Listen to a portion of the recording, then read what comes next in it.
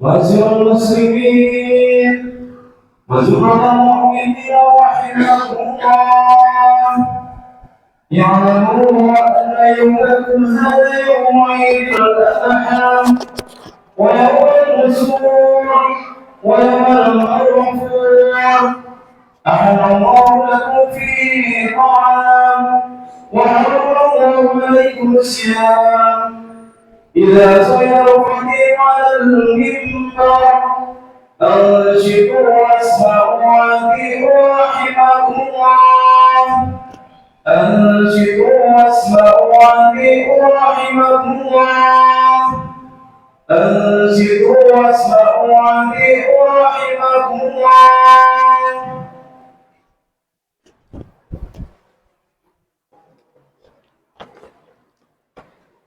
اللهم صل على محمد اللهم صل على سيدنا محمد اللهم صل وسلم على سيدنا محمد وعلى آل سيدنا محمد.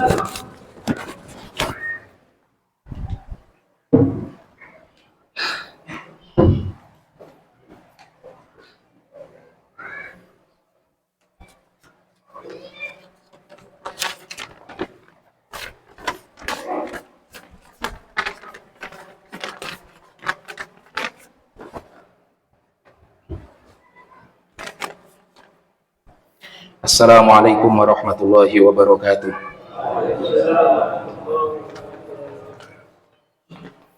Allahu akbar, Allahu akbar, Allahu akbar. Allahu akbar, Allahu akbar, Allahu akbar. Allahu akbar, Allahu akbar, Allahu akbar. Allahu akbar kabira walhamdulillahi bukratan wa asila. La ilaha illallah wallahu akbar.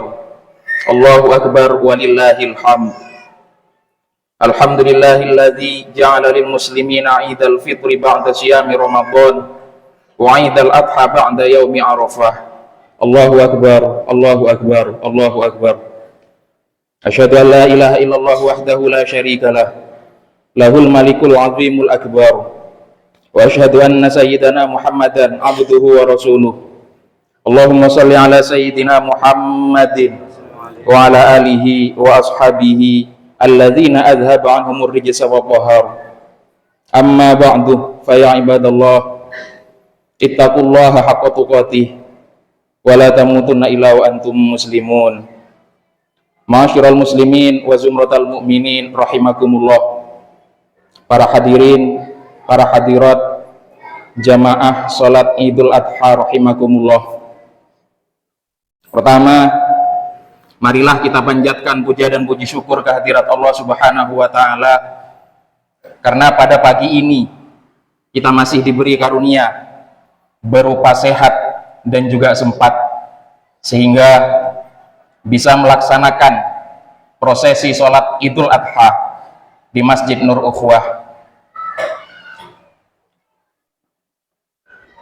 Yang kedua,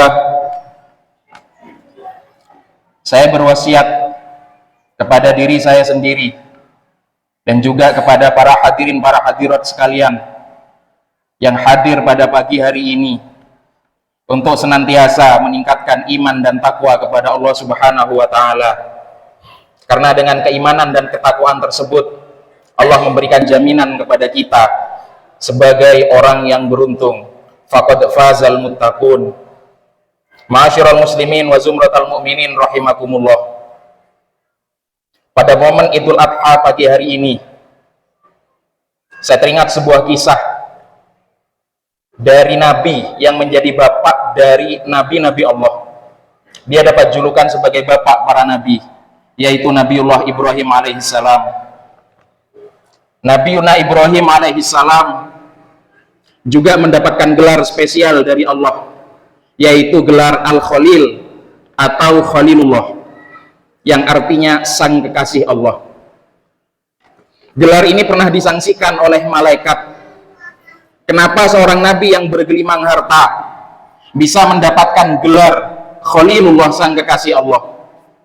Dalam kitab Mishkatul Anwar disebutkan Nabi Ibrahim adalah nabi yang sangat kaya raya. Disebutkan beliau memiliki sekitar 1000 ekor domba, 300 lembu, dan 100 ekor unta. Ketika malaikat mempertanyakan kenapa beliau dapat gelar Khalilullah, sang kekasih Allah, Allah langsung memberikan peluang, kesempatan kepada malaikat, silahkan kau uji sendiri nabiku ini, sang kekasihku. Suatu ketika ada seseorang datang kepada Nabi Ibrahim. Ketika itu orang tersebut bertanya kepada beliau, wahai Nabi Ibrahim, hewan sebegitu banyak, ini milik siapa? Ketika ditanya hewan-hewan yang begitu banyak ini milik siapa, Nabi Ibrahim bertanya, ini semua adalah milik Allah Subhanahu wa Ta'ala. Cuman sekarang sedang dititipkan ke saya. Nanti kalau suatu ketika Allah ngambil lagi dari saya, ya saya harus rela. Karena ini cuma titipan, kata Nabi Ibrahim. Bahkan ketika itu Nabi Ibrahim bilang seperti ini, jangankan hewan-hewan ternak yang begitu banyak ini, andai putra saya Ismail ketika itu sedang lucu-lucunya, umur sekitar 7 tahun, Nabi Ibrahim itu lama sekali nggak punya anak dan terus berdoa kepada Allah. Akhirnya ditakdir memiliki seorang putra yang sangat luar biasa bersama Sayyidah Hajar, diberi nama Ismail. Disebutkan dalam kitab tafsir kenapa diberi nama Ismail, itu merupakan bentuk doa dari Nabi Ibrahim. Isma, dengarkan ya il wahai Allah. Isma, dengarkan ya il wahai Tuhan. Isma, dengarkan ya il wahai Allah. Sehingga ketika Nabi Ibrahim ditakdir memiliki putra, beliau diberi nama Ismail. Nabi Ibrahim mengatakan ketika itu, andai Allah mengambil putra saya Ismail, karena putra saya ini juga titipan, pasti akan saya berikan, kata Nabi Ibrahim. Lah ternyata inilah kemudian yang dijadikan dasar oleh Allah untuk menguji Nabi Ibrahim. Diturunkan dalam Al-Quran wahyu dari Allah Subhanahu wa Ta'ala. Nabi Ibrahim mengatakan kepada putranya Nabi Ismail yang ketika itu masih kecil, qala ya bunayya inni ara fil manami anni alba'uk fanzur madza taro. Wahai putraku, aku dapat mimpi. Dalam mimpiku Allah memerintahkan aku untuk menyembelihmu. Dan ternyata mimpinya Nabi Ibrahim itu bukan satu kali, tapi berkali-kali. Berarti ini adalah mimpi yang benar, karena mimpi seorang nabi itu salah satu jalan wahyu. Ketika diceritakan kepada Nabi Ismail tentang mimpi ini, bahwa saya mendapatkan perintah untuk menyembelih kamu, apa jawaban Nabi Ismail? Anak yang masih sangat belia tapi sangat cerdas dan mengerti. Yang beliau jawab ketika itu, qala ya abatif al ma tu'mar satajiduni insyaallahu minas sabirin. Wahai ayahku, jika itu memang perintah dari Allah, laksanakan. Insya Allah saya sabar, saya ridho, saya rela, kata Nabi Ismail. Akhirnya satu keluarga sepakat melaksanakan perintah Allah, perintah yang mungkin dalam logika dan nalar kita tidak masuk akal, tapi tidak selalu perintah tersebut harus masuk ke logika kita. Apapun yang diperintahkan oleh Allah harus dilaksanakan. Nabi Ibrahim komitmen, Nabi Ismail komitmen, sang ibu juga komitmen, yaitu Sayyidah Hajar. Nabi Ismail akan disembelih ketika itu oleh Nabi Ibrahim. Setan tidak mau tinggal diam. Ini perintah Allah, kalau sampai dilaksanakan, setan nggak punya teman. Akhirnya dipengaruhi Nabi Ibrahim ketika itu. Ibrahim, kamu lama nggak punya anak, giliran punya anak suruh sembelih, apa-apaan ini, kata setan. Tapi enggak, Nabi Ibrahim tidak terpengaruh dengan godaan setan. Setan dilempari oleh Nabi Ibrahim ketika itu pakai kerikil. Nabi Ismail giliran kemudian yang dipengaruhi oleh setan. Hei Ismail, ini perintah yang sangat tidak masuk akal. Kamu ini sedang usianya masih sangat panjang, kamu masih kecil, kenapa oleh Allah kemudian diperintah untuk disembelih? Apa-apaan ini? Nabi Ismail ketika itu tidak menghiraukan apa yang dibisikkan oleh setan, dan Nabi Ismail juga melempari setan dengan kerikil. Dan manusia paling rapuh, seorang ibu kalau urusan anak, Sayyidah Hajar, coba juga dipengaruhi oleh setan. Hajar, kamu punya anak, sedang sayang-sayangnya, sedang lucu-lucunya, kok bisa-bisanya Allah memerintah agar anak yang lucu tersebut kemudian disembelih oleh Allah? Tapi ternyata Sayyidatuna Hajar juga perempuan yang solihah, dan perintah dari Allah tidak bisa kemudian ditolak dan harus dilaksanakan. Setan juga dilempari ketika itu oleh Sayyidah Hajar, dan diabadikan kemudian proses pelemparan yang dilakukan oleh Nabi Ibrahim, Nabi Ismail, dan Sayyidatuna Hajar dalam pelaksanaan ibadah haji dalam bentuk jumroh akobah, jumroh wusta, dan jumroh ula. Itu bagian dari prosesi ibadah haji. Ma'asyiral muslimin wa zumratal mu'minin rahimakumullah. Ketika Nabi Ismail akan disembelih oleh Nabi Ibrahim ketika itu, Nabi Ismail begitu kuat, Nabi Ismail ketika itu begitu ridho dan begitu menerima, dan berpesan kepada sang ayah, wahai ayahku, tolong saya ini mau disembelih, tolong pisaunya yang tajam, itu kata Nabi Ismail, biar sekali sentuh leher saya tergorok. Yang kedua, ayah tolong ikat kaki dan tangan saya, khawatir nanti saya berontak ketika disembelih. Itu pesan yang kedua. Yang ketiga, wahai ayah, tutup mata saya, khawatir ketika saya melihat pisau yang tajam dan hampir menyentuh leher saya, tiba-tiba saya berubah pikiran dan saya memberontak. Wahai ayah, kata Nabi Ismail, tolong lepaskan pakaian saya, biar pakaian saya tidak berlumuran darah, dan ketika ada bercak darah di pakaian saya dan ketemu oleh ibu enggak kuat dan selalu teringat-ingat akan anaknya yaitu saya, tolong lepaskan pakaian saya. Wahai ayah, nanti setelah saya disembelih, pakaian saya berikan kepada ibu sebagai kenang-kenangan, dan tolong jangan ada anak kecil ke rumah. Kenapa? Khawatir ibu saya teringat dengan anaknya ketika harus melihat anak-anak kecil bermain ke rumah. Lah ketika itu semua permintaan Nabi Ismail dituruti oleh Nabi Ibrahim. Nabi Ismail ditaruh di atas sebongkah batu, matanya ditutup, kaki dan tangannya diikat ketika itu. Pisaunya sangat tajam sekali, pakaiannya kemudian juga dilepas oleh Nabi Ibrahim. Dan ketika itu dihadapkan ke kiblat sambil menyebut nama Allah, Bismillahirrahmanirrahim. Dan cara itu terabadikan ketika kita akan menyembelih berbagai hewan. Itu cara yang sangat bagus dan luar biasa dicontohkan ketika itu oleh Nabi Ismail dan juga Nabi Ibrahim. Nabi Ismail disembelih dengan menyebut nama Allah, pisau disentuhkan ke leher Nabi Ismail. Ternyata apa yang terjadi? Pisaunya sangat tajam, tapi ketika pisau tersebut disentuhkan, bahkan ditekan oleh Nabi Ibrahim ke leher Nabi Ismail, leher Nabi Ismail tidak terpotong. Leher Nabi Ismail jangankan terpotong, tergores saja tidak ketika itu. Diangkat lagi oleh Nabi Ibrahim. Bismillah lagi, disentuhkan lagi, digorok lagi. Ternyata tetap tidak terpotong, gores saja tidak. Diangkat lagi oleh Nabi Ibrahim ketika itu sampai 3 kali. Karena sampai 3 kali ketika itu tidak tergorok, Nabi Ismail bilang kepada ayah, wahai ayah, barangkali ikatan tangan dan kaki saya dilepas. Kalau saya diikat seolah-olah saya dalam keadaan terpaksa, padahal saya ini rela, saya ini ridho. Dilepas ketika itu ikatan tangan dan kaki Nabi Ismail. Ketika dilepas ternyata tetap Nabi Ismail lehernya tidak tergorok. Nabi Ibrahim ketika itu kemudian mencoba pisau yang beliau pegang, dihantamkan kepada sebongkah batu di dekatnya, langsung terbelah. Saking tajamnya ketika itu. Nabi Ibrahim heran sampai bilang kepada pisau tadi, wahai pisau, batu bisa kau belah, tapi kenapa leher anakku tidak bisa kau potong? Biqudratillah, pisau tadi bisa berbicara karena Allah belum mengizinkan, Allah belum memberi izin, Allah belum menakdirkan. Akhirnya setelah itu kemudian dicoba lagi oleh Nabi Ibrahim. Ketika dicoba oleh Nabi Ibrahim, tabir dibuka oleh Allah di langit dan semua malaikat menyaksikan. Yang sebelumnya menyaksikan gelar Khalilullah bagi Nabi Ibrahim dan sekarang dipertontonkan oleh Allah. Langsung ketika itu malaikat Jibril mengumandangkan, mengucapkan Allahu Akbar, Allahu Akbar, Allahu Akbar, kata malaikat Jibril.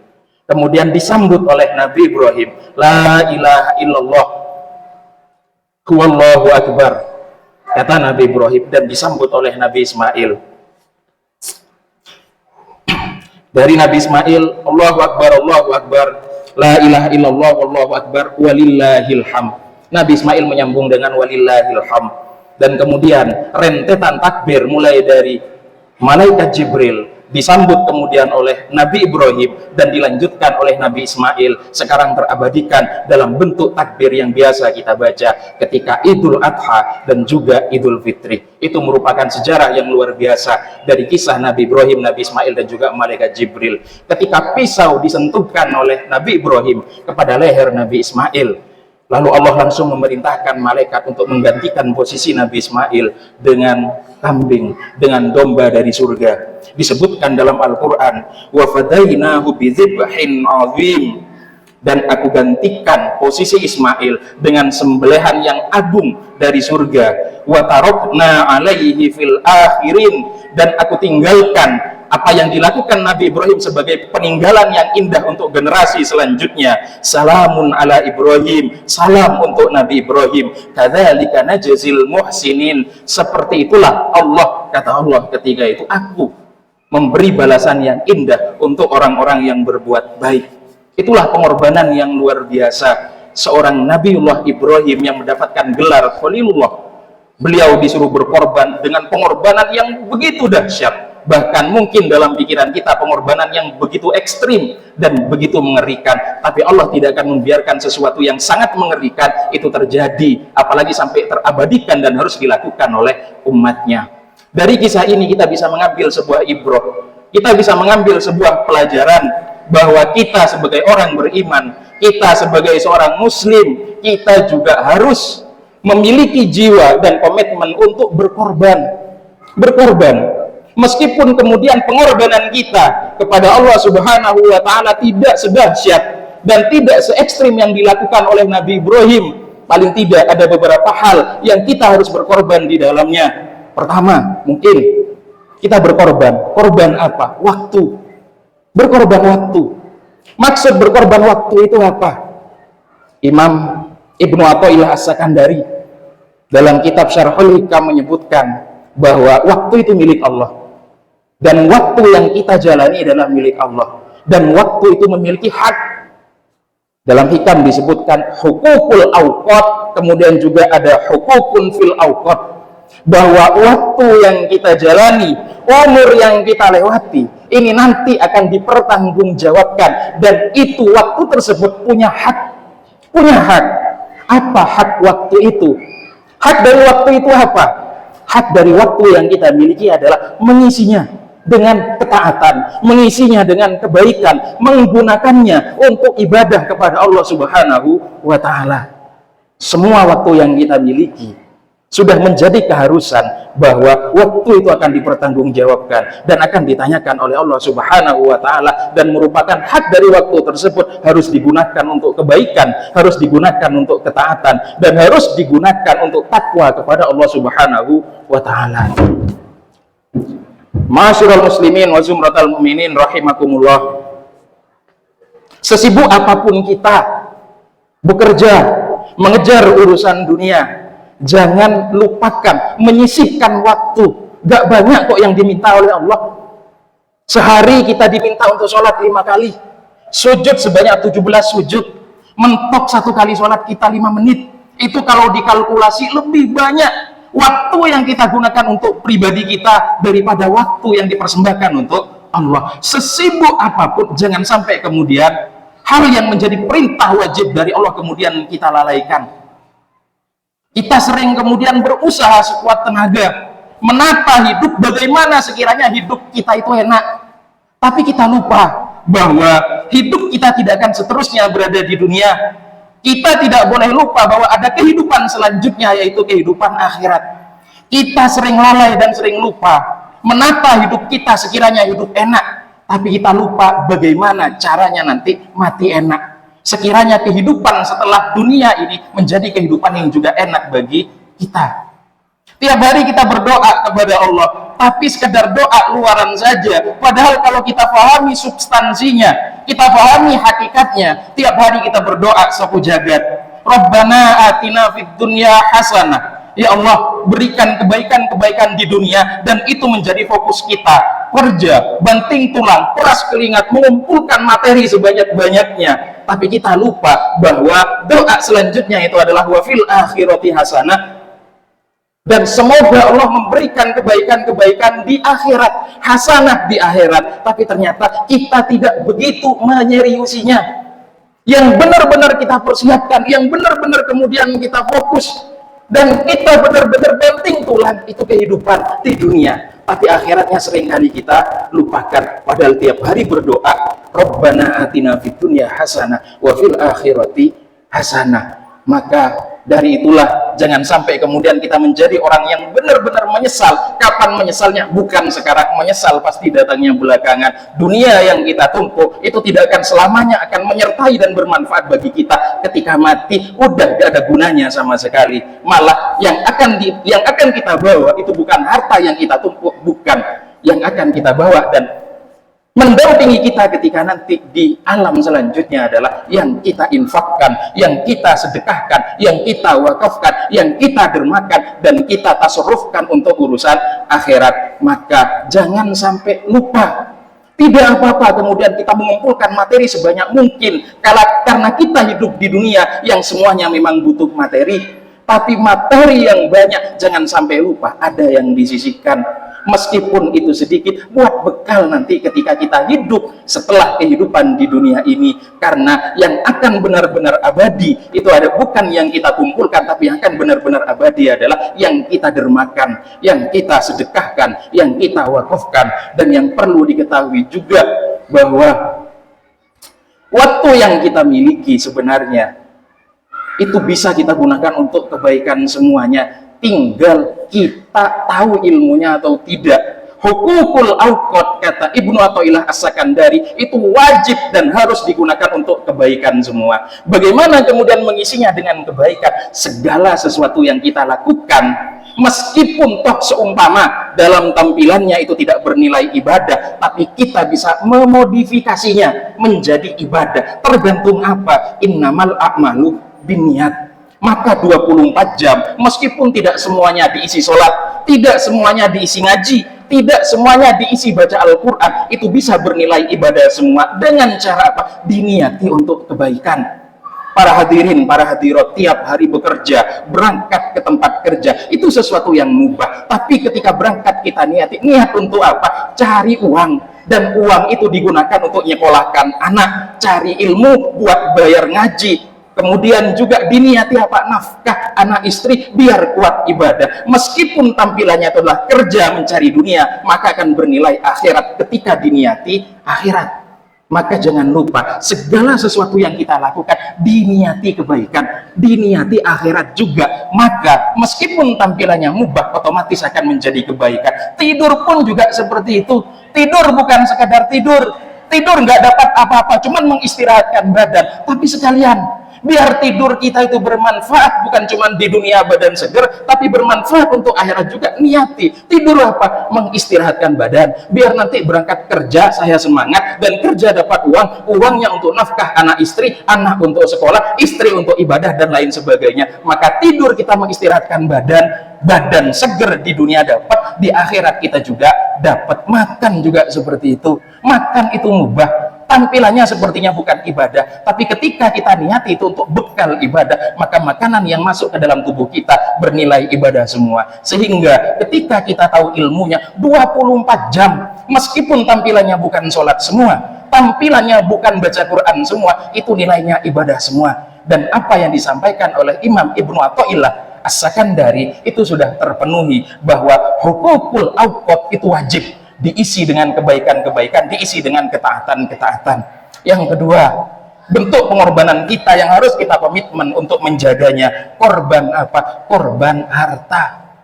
Korban harta. Mungkin Nabi Ibrahim, kita tidak sehebat Nabi Ibrahim, kita tidak sedahsyat Sayyidina Umar yang menyumbangkan separuh hartanya untuk perjuangan di jalan Allah. Kita tidak sehebat Sayyidina Abu Bakar yang seluruh hartanya ludes, habis, disumbangkan untuk perjuangan di jalan Allah.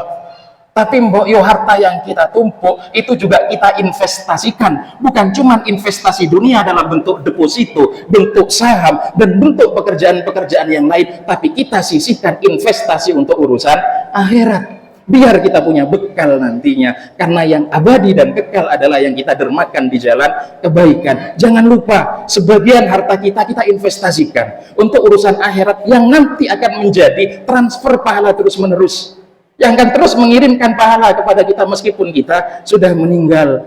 Kata Rasul, 3 amal yang gak akan putus, di antaranya apa? Shadaqatun jariyah. Ada aktivitas renovasi pembangunan masjid, saya titip 20.000 aja ya. Ya wis nggak apa-apa, 20.000 dibelikan semen, ternyata jadi masjid Nur Ukhuwah. Maka setiap ada orang sholat, setiap ada orang ngaji, ya dapat transferan pahala. Tapi ya pahalanya nggak gede-gede amat, nyumbangnya 20.000, ya nggak usah ngarep gede. Semakin besar yang kita sumbangkan, maka juga akan menjadi investasi akhirat yang juga besar. Ada lembaga pendidikan diniyah, ada madrasah, ada TPQ. Kemudian pengen jadi sedekah jariyah, saya titip ya buat saya dan keluarga saya. Tiap ada anak sekolah di situ, tiap ada anak ngaji di situ, maka tiap pahala itu didapatkan oleh si anak, dan kita ketika sudah meninggal akan terus menerus akan mendapat transferan pahala dari orang-orang yang menggunakannya di jalan kebaikan, dan terus tidak akan pernah putus selama ada orang yang menggunakannya. Itu yang dimaksud sedekah jariyah. Monggo numpuk harta jadi orang kaya, karena kita juga pengen hasanah fid dunya, tapi jangan sampai lupa bahwa kita juga butuh fil akhirati hasanah. Bermakan, sisihkan sebagian materi dan uang kita untuk urusan akhirat. Dan jangan lupa juga bahwa di antara harta yang kita miliki ada hak dari tetangga-tetangga kita yang fakir, ada hak dari anak-anak yatim, ada hak dari orang-orang duafa. Jangan lupakan mereka, mereka juga nanti akan memberikan kebaikan kepada kita, bukan cuma di dunia, insya Allah nanti di akhirat bisa memberikan kebaikan-kebaikan juga kepada kita. Di antara bentuk pengorbanan yang harus kita jaga, yang ketiga adalah pengorbanan keluarga. Tapi keluarga tidak seperti keluarganya Nabi Ibrahim. Ujuk-ujuk oleh Allah kemudian suruh disembelih. Bayangin, seandainya kita diperintah oleh Allah seperti perintah yang didapatkan Nabi Ibrahim, punya anak lagi sayang-sayangnya, masih usia RA, usia TK atau kelas 1 SD, tiba-tiba suruh sembelih. Enggak sampai seperti itu. Keluarga itu bentuk pengorbanannya seperti apa? Allah cuma titip jaga keluarga. Keluarga kita itu harus kita jaga, keluarga kita itu harus kita rawat. Dalam Al-Quran disebutkan, ya ayyuhan nabi, ya ayyuhalladzina amanu, qu anfusakum wa ahlikum nar. Jagalah keluarga kalian, jagalah diri kalian dan keluarga kalian dari api neraka. Kita punya tanggung jawab untuk menjaga keluarga, bukan mengorbankannya dalam bentuk yang ekstrim seperti di zaman Nabi Ibrahim. Kita disuruh untuk menjaga keluarga, dan itu adalah tanggung jawab kita. Jangan sampai kita menjadi deyus, orang yang tidak peduli dan orang yang cuek terhadap nasib keluarga kita. Kita terlalu menjaga anak-anak kita, cucu-cucu kita, sekiranya hidup layak di dunia, tapi kita lupa menyiapkan mereka layak hidup di akhirat. Hasanah fil akhirahnya kita lupa, pendidikannya dijaga. Monggo sekolahkan sampai tinggi, sampai punya titel, sekolah favorit dan lain sebagainya, karena itu adalah bekal untuk hidup layak di dunia. Tapi jangan sampai putus, jangan sampai lepas. Sholatnya bagaimana, ngaji Al-Qur'annya bagaimana, kemudian bentuk ketaatannya bagaimana, maksiatnya seperti apa harus dijaga. Dia kalau perempuan nutup aurat atau tidak, kita harus cemburu dan marah ketika ada keluarga kita ternyata nggak sholat. Itu bentuk tanggung jawab kita. Jangan sampai ada keluarga kita nggak sholat. Kita juga harus jaga keluarga kita. Jangan sampai ada keluarga kita nggak nutup aurat. Itu perintah Allah suruh jaga. Jangan sampai kemudian ada keluarga kita ahli maksiat, kasih tahu. Kemudian juga kasih pemahaman. Terus kemudian kasih pemahaman. Masalah hidayah itu bukan tanggung jawab kita. Keharusan kita cuma nyampaikan. Masalah dia sadar atau enggak, itu urusan Allah. Tapi keharusan kita, bentuk tanggung jawab, jaga keluarga kita. Gak usah jauh-jauh. Barangkali di sekitar kita dan masih keluarga kita ada yang masih belum taat, sholatnya masih bolong-bolong, anak kita ada yang belum nutup aurat, ya dikasih tahu, dikasih pemahaman, dinasihati. Nurut, ya alhamdulillah. Enggak nurut, dinasihati lagi. Meskipun dikatakan nyocot, terserah, nggak apa-apa. Ini adalah perintah Allah. Dan ketika nanti dia sudah besar, yang penting kita udah ngingetin, kita udah lepas tanggung jawab, dan kita tidak dimintai pertanggungjawaban oleh Allah Subhanahu wa taala.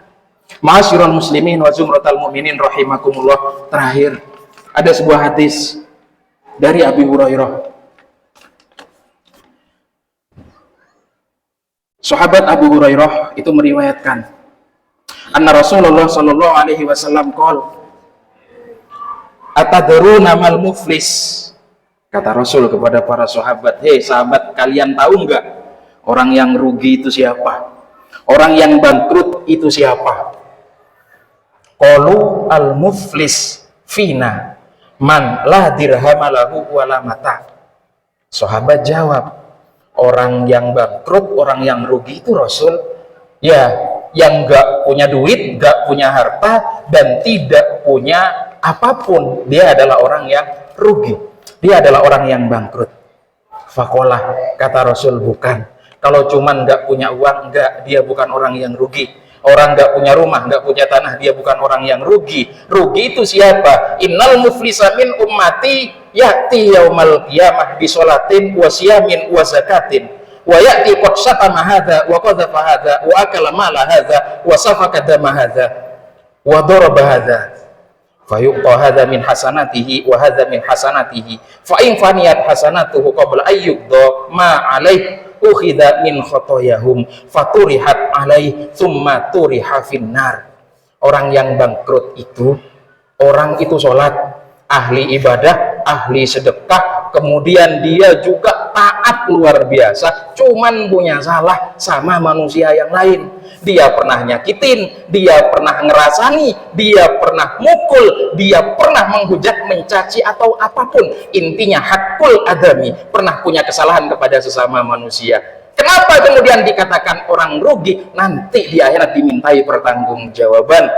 Bentuk pertanggungjawabannya seperti apa? Orang yang pernah punya salah kepada sesama muslim, kepada sesama manusia, bentuk pertanggungjawabannya adalah kesalahan-kesalahan tersebut harus ditutupi. Ditutupi dengan apa? Pahala-pahala yang kita miliki untuk nyaur utang, nanti bayar kesalahan kita. Saya pernah ngomongin orang ini, nggak terima orang tersebut, maka pahala kita dikurangi. Kita pernah menyakiti orang ini, maka pahala kita diberikan kepada orang tersebut. Kita pernah kemudian menghujat, kita pernah kemudian memukul, kita pernah memfitnah, maka kebaikan-kebaikan kita akan diambil dan diberikan kepada orang yang pernah kita sakiti. Ketika kebaikan kita udah habis, kita bangkrut. Dan belum cukup sampai di situ. Kalau masih belum impas bayar utangnya, maka dosa-dosa orang yang pernah kita sakiti, pernah kita omongi di belakang, pernah kita fitnah, pernah kita hujat, pernah kita caci dan kita sakiti, dosa-dosanya akan diambil dan diberikan kepada kita. Maka meskipun kita taat tapi punya dosa kepada sesama muslim, kita bisa jadi orang yang bangkrut. Maka mumpung masih ada umur, mumpung masih ada kesempatan, kalau di antara kita pernah ada yang punya hakul adami dalam bentuk menyakiti sesama saudara, dalam bentuk mengomentari, kemudian berbicara di belakang, fitnah dan lain sebagainya, monggo jangan sungkan-sungkan, jangan berat hati untuk minta maaf. A'udzubillahi minasyaitonir rajim. Bismillahirrahmanirrahim. Inna a'tainakal kautsar fasholli li rabbika wanhar inna syani'aka huwal abtar. Barakallahu li wa lakum fil Qur'anil azim wa nafa'ani wa iyyakum bima fihi minal ayati wa dzikril hakim wa taqabbal minni wa minkum tilawatahu innahu was-sami'ul alim fastaghfiru innahu huwal ghafurur rahim. Allahumma salli wa sallim ala sayyidina Muhammad wa ala ali sayyidina Muhammad.